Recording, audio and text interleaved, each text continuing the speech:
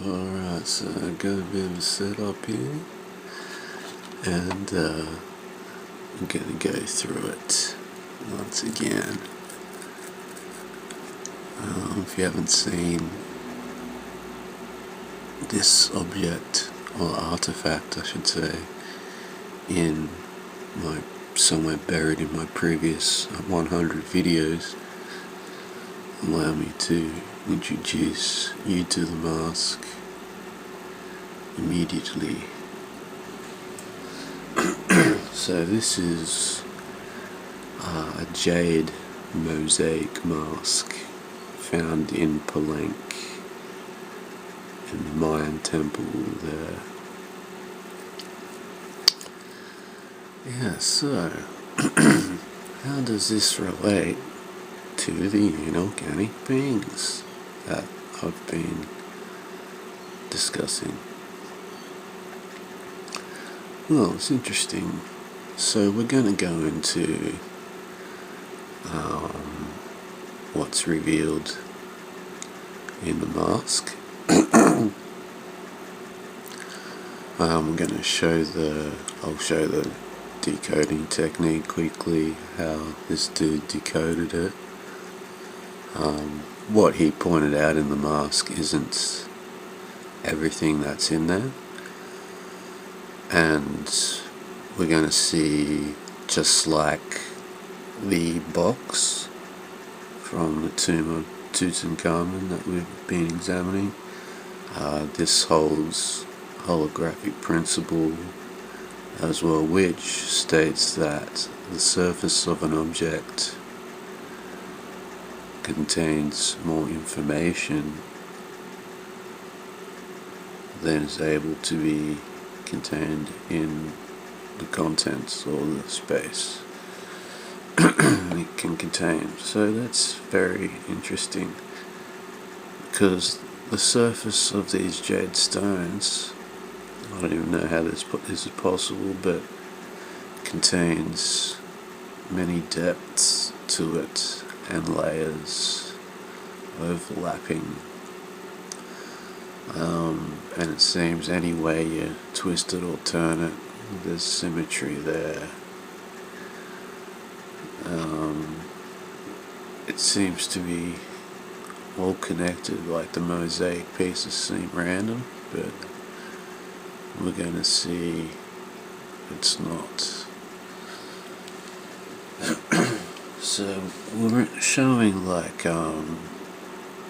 Osiris and the crossing of the tools, and we're discussing the left and right hemispheres of the brain and how to access a center zone beyond the duality of the two hemispheres. So we're going to look at that. So basically it's your own awareness aligning with consciousness to guide these things, whereas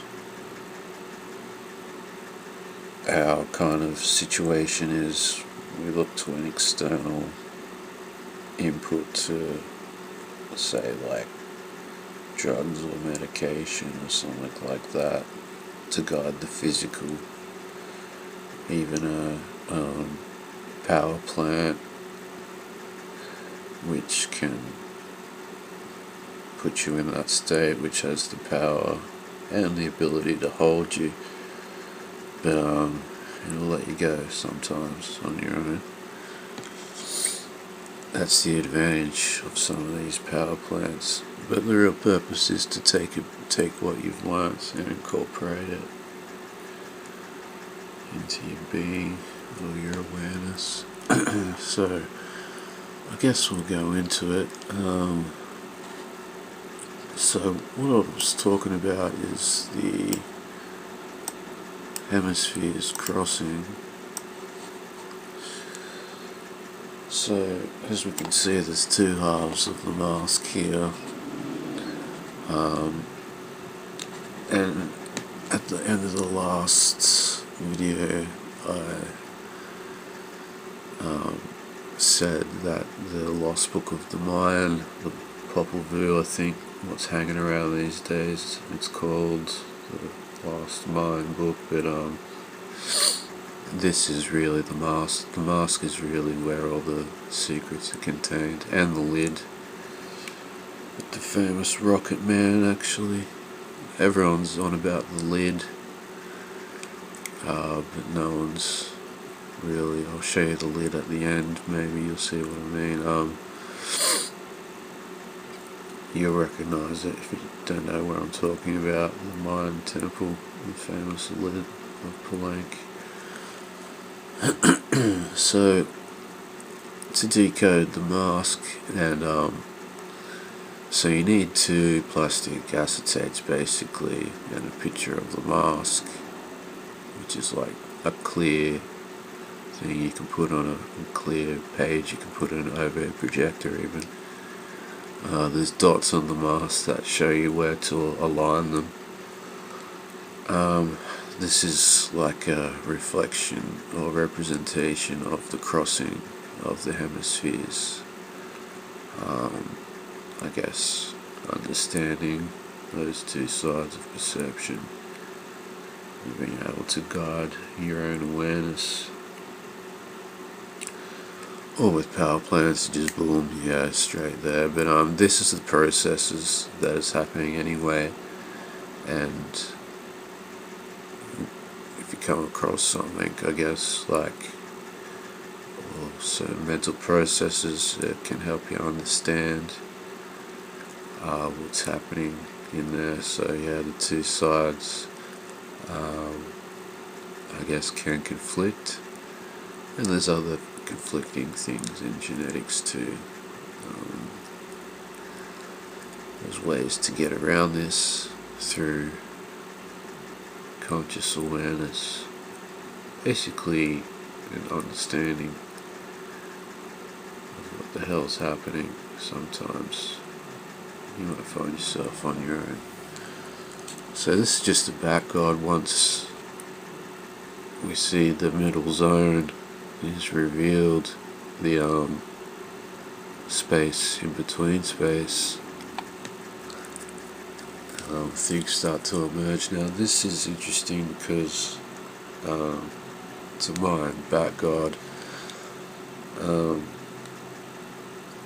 like the more you adjust your eyes, like say blur your eyes, try not to look at the detail, just put, squint your eyes, blur it, and then see what pops out at you. Have a look, because even through this camera screen I'm seeing different stuff. But anyway,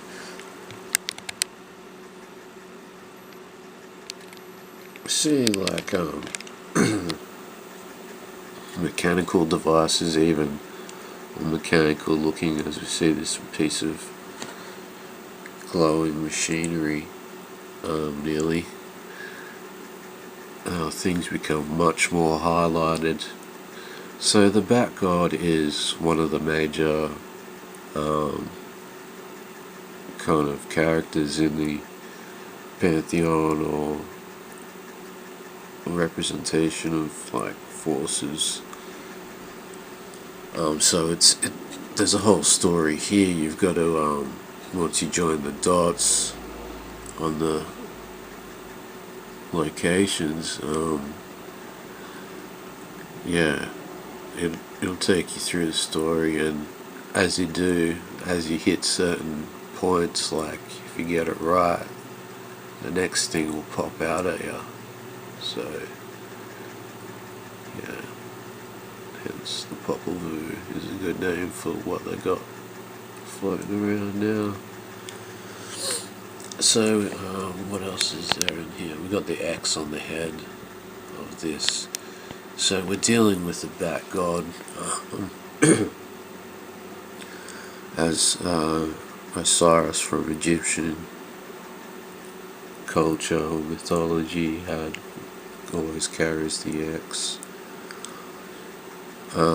Yeah, we have an underworld here, into representing. So once the door is open, yeah, these spheres can emerge. Okay, we'll look at some other.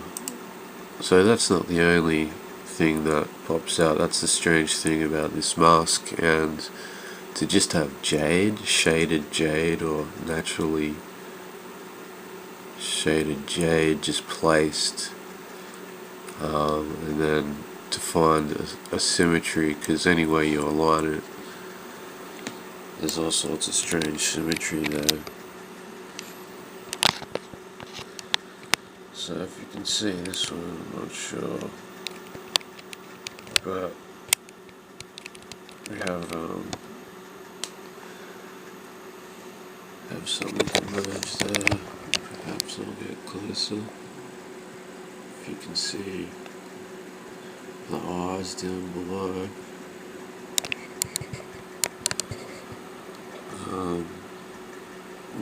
What can I say about that? I mean, you're looking at other beings. I guess they're showing you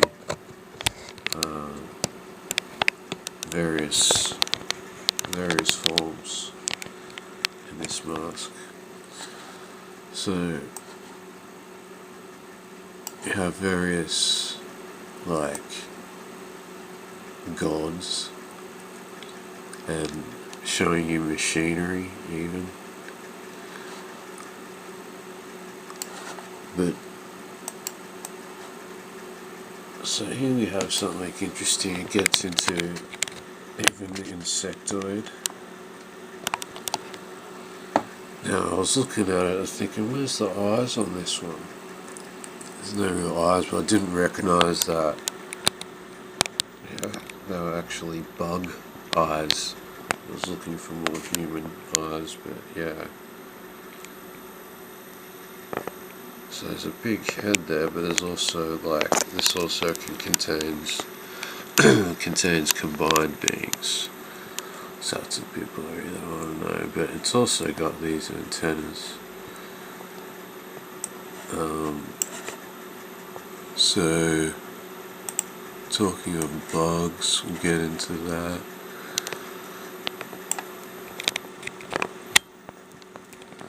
I don't know if you can see these, but there's a head shape there. I think there's some more mechanical objects. Oh, that's just me moving the thing around. So you can check it for yourself.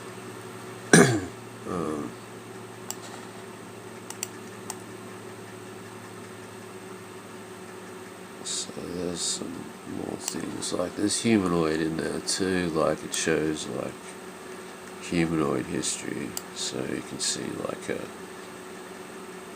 he's got the Mayan haircut there, or the South American traditional haircut. You can see it's humanoid by the human eyes. Well, it's like human in one level. So if we go down below, we can see a grey alien type head. You can see winged beings. So if you just look at the edge half of this, say we just go over there and like put half of it, you're looking at like a beetle type thing, and like it's like I said, the symmetry, those two edges, when you fold them in together and enclose them, it's like a insectoid chrysalis, and then it opens up, and as you open it up, it shows you different images, like a story. But the shell is like when you put it together, it's yeah, it's definitely insectoid. You can see it's a bug, some variety. So yeah. it's showing like once the you know, the spaces in between can be seen, but it's definitely showing us what's there. I don't know why I labelled that one that. What's the relevance there? So hopefully you can see these, and yeah, take them into consideration.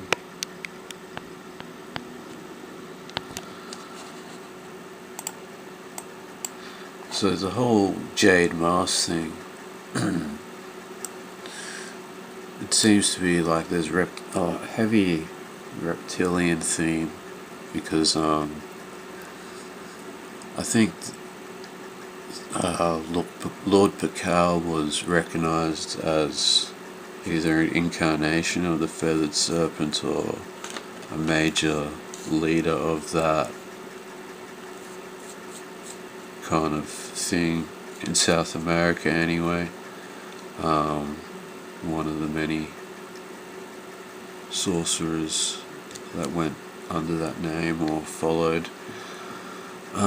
So I did mention, because of these principles are so similar to the line of Akhenaten, with the serpent and the bird on the headdress, with some of his predecessors, and Tutankhamun, the golden mask, the funerary mask there too, had both, while others, if you look previously in Egypt, only had one or the other, I think, or just the serpent.